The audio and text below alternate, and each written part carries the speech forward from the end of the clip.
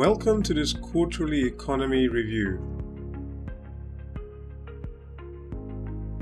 where every quarter I briefly review the state of the UK's economy and the triggers that have affected it the most. For the quarter ended June 19, the UK's economy has shrunk by 0.2%. If an economy shrinks 2 consecutive quarters in a row, it is said to be in a recession. The GDP, or gross domestic product, of an economy is the total value of all the products and services it has produced.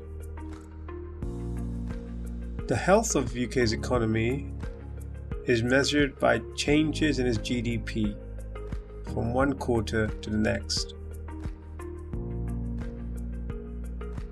This includes products and services provided from all 5 major sectors of the UK's economy: agriculture, manufacturing, construction, energy, and services. Every quarter, the ONS, Office of National Statistics, calculates and publishes the UK's GDP. They do this by surveying and collecting data from as many UK businesses as they can. According to the ONS, for the first quarter of 2019, from January to March, the UK's GDP had increased by 0.5%.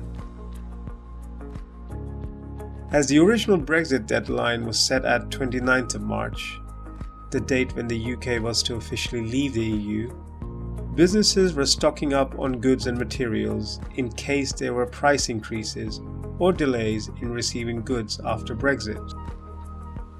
As businesses are buying more and preparing for Brexit, this increased the gross buying and selling in the economy, and this in turn increased the GDP for the first quarter of the year. However, for the following quarter from April to June, the UK's GDP has shrunk by 0.2%. This percentage change from 0.5% to minus 0.2% happens to be one of the biggest in recent UK history.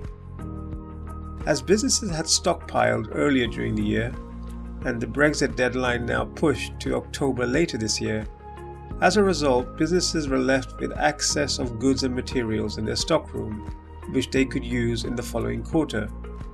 This has caused a considerable drop in business spending and buying.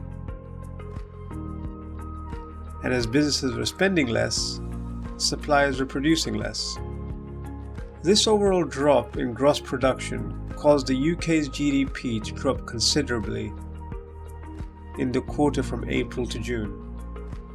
If this trend of less buying and spending and production continues, the UK's gross domestic product would continue to shrink over the coming 2 quarters of 2019. And if the GDP continues to fall, other areas of the economy would also be affected. Businesses would cut back on staff costs as they are selling less. Increase in inflation as businesses would increase prices to stay profitable and afloat.